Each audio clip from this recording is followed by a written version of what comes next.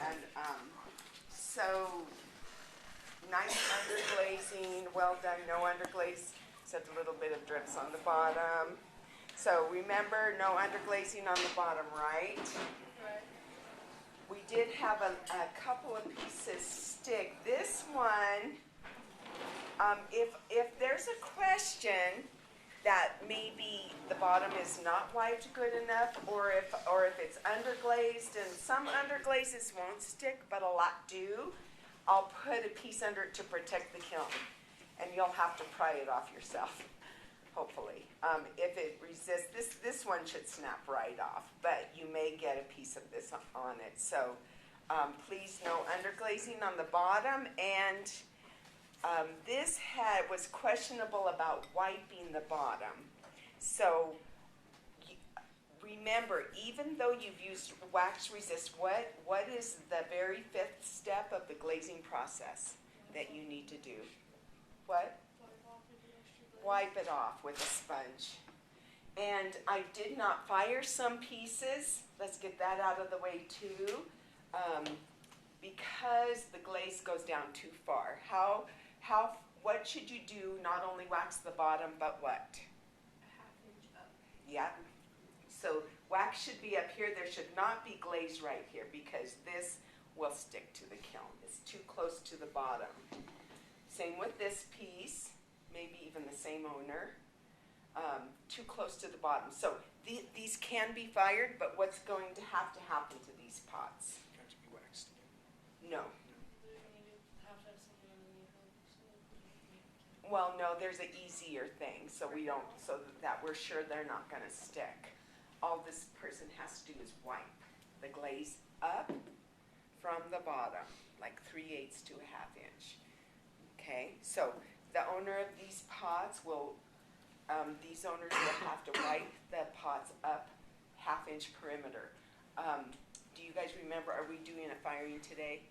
We're skipping this week, okay? So this will happen next week. We'll resume our regular schedule, bisque firing on Monday, and then a week from today, we'll do another glaze firing. So these can go in a week from today after they're wiped properly.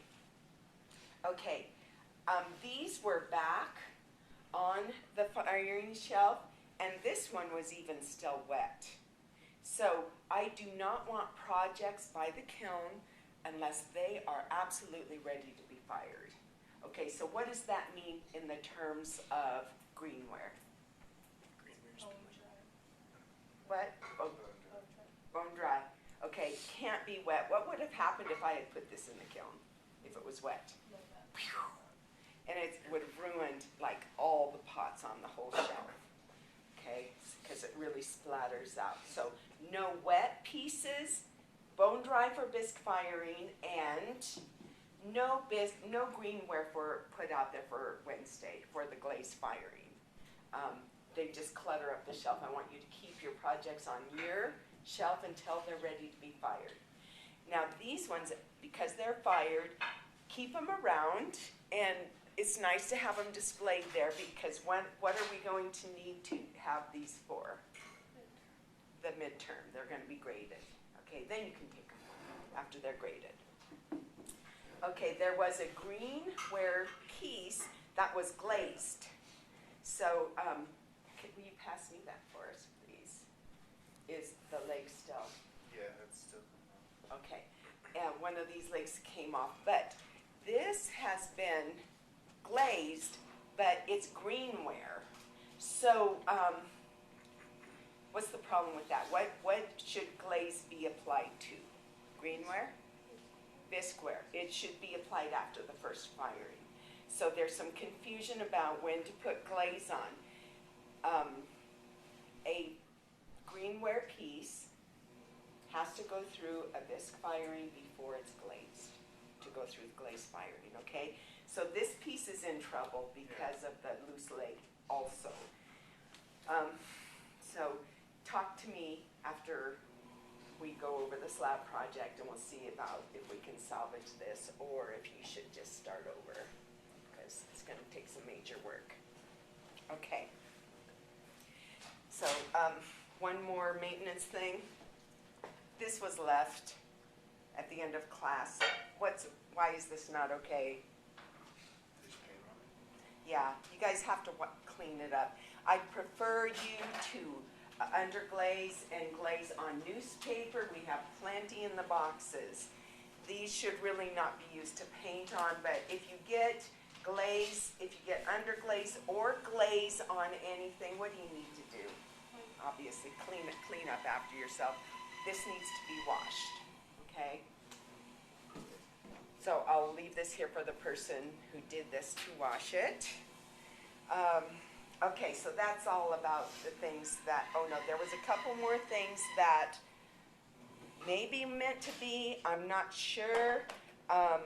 This piece was a beautiful piece, and I already picked on this piece last week because it's a beautiful design, but not very, meticulous finishing work. There's lumps and sharp edges. And one of these fell off, so it's inside. Now what's the problem with that? Stick. This is the way it was. I just didn't really check. I just loaded everything in. It's stuck there for good. Okay. So if a piece falls off and you think you might want to put it back on after the firing to glue it on, talk to me. It's special handling. Okay. This is going to be like this forever probably. You may be able to pry that off, but it will never really fit well on here. So don't assume that I'm going to see every single thing. If something needs special handling, you need to talk to me. And I'm assuming this was meant to be glazed on. I did see this one, and that is glued on with the glaze. Okay, those yellow balls are glued on with the glaze. So that's permanent also. But to me, that looked like that was intentional. So, again, special handling, talk to me. Okay. So, you can see now what I'm talking about solid coverage, why underglaze is not the best use for solid coverage, right? This is all splotchy. It looked great before glaze was put on it. What would be a better glaze to use for a solid color piece? Clear? Overglaze. And we do have maroon overglaze. That would have worked much better for this piece. It would have been a solid maroon coverage. Okay? And the same with this piece. This turned out a little bit better, for sure. But it's kind of bubbled and not the best coverage. Again, solid coverage, use overglaze. Okay? So how many people had two pieces in this firing? Okay, Mariah, so were they both of your first two projects? Yeah, so they were your first two projects. So, and one was overglazed, one was underglazed, correct. So now, after seeing some results, now you see an example of good solid overglaze. This is agate turquoise, and just a really nice stoneware look. This is what you can get with a really nice overglaze color. This is glazed in antique blue. Okay, again, really nice. It's gloss. This is a matte glaze, right? And again, look at, if you're not sure what overglaze to use, look at the test tiles. So this is stuck, but what Elise is going to be able to do when she returns is just, because she waxed where the pieces join each other, she's going to just be able to go tick and it'll pop right off the lid. That's a really nice covered piece with the lid. Okay, some more nice underglaze. Okay, glazed on the bottom, just a little bit of sticking to the shelf. Not too bad on that one. This was the test piece that I did to show you guys stain. Remember when I did the red iron oxide on this and put it into the glaze firing? So stains go on greenware or bisqueware? Bisqueware. And this is what it looks like, that sort of antique look without glaze on it. This is what it looks like with a coating of clear glaze over it. It sort of takes the red out and it makes it just more like charcoal. And that's pretty typical of all the stains. Okay, but you can see how you can really use the stain to really accentuate a pattern or a detail. It can be really effective for decoration. And some more underglaze, nice designs. That's really well done, very meticulous in the painting. And some overglaze, some more overglaze agate. And somebody asked for robin's egg, but then left. So I didn't stir it up. Okay.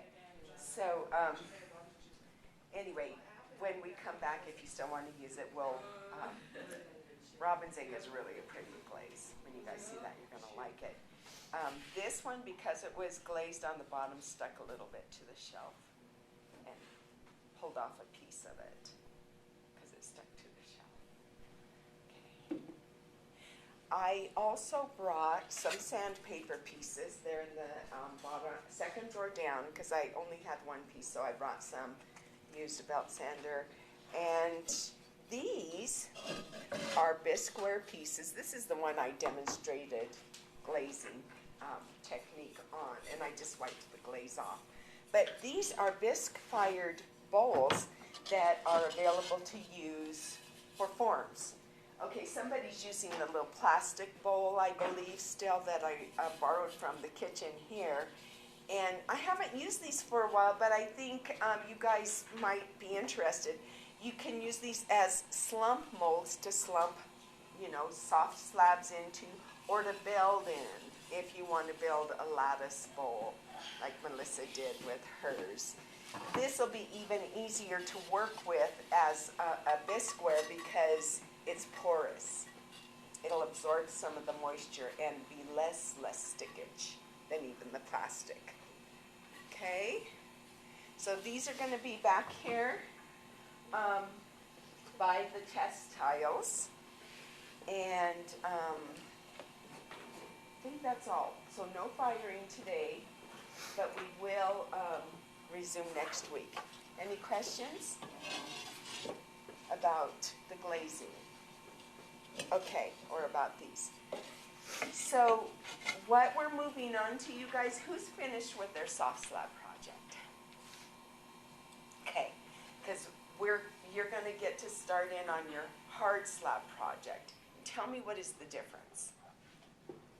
As the name implies. You're going to let the slabs harden up before you assemble your project. Yeah. To what? How hard? Bone dry? No. Okay, that was a trick question. Leather hard, right? And what's leather hard? How do you know if it's leather hard? You can put your finger down in it. Yep, but you can't push your finger in. Okay, so it won't dent if you push it, but it's soft enough to push your fingernail into. This isn't, right? So that's leather hard. It has to, no drier than leather hard. It can be softer than that. And so if you're planning, let me back up just one step. So because you're working with hard slabs, your hard slab project is really good for angles and for box shapes, okay? And straight hard slabs put together. Or you can shape and curve the slab a bit for pieces, let it dry a little bit till it's set up, then assemble it. And you're going to find if you've got your shape and size accurate, it's really actually easier to work with than soft slab that's kind of moving all over the place for certain shapes particularly. Okay, so what is a good thing to do on a box if you are doing corners and angles? How is a good way to really make sure it doesn't crack? Scoring's the first step. There's another thing. Reinforce reinforce with a slice of slab. Okay, so let me grab a box over here.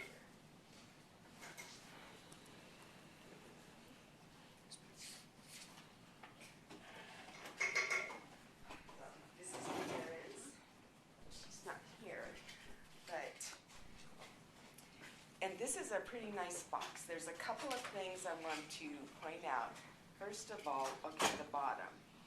What would have been stronger for this box? Do you see how it was attached to the base? Okay, the slab was put next to the base. What would be a better way to attach those walls? On top of the base. This is always going to be a weak point. You can see that's already splitting apart there. Okay, I would not be surprised if this split all the way off in the first firing. So to have the sides on top of the base is much better use. The other thing is, what would have been really good is for Karen to reinforce those inside seams with a slice of slab scored in and pressed in. So that would mean she would have a little strip of slab that she scores and presses into the corners and the inside seams and works in, and that reinforces and helps hold it together. Okay, that's really helpful on corner seams. Okay, is everybody clear on that? Okay, so that was the other thing I wanted to say. If you're making a lid, hard slab is good. Let it dry. Let it be hard before you set it on your base.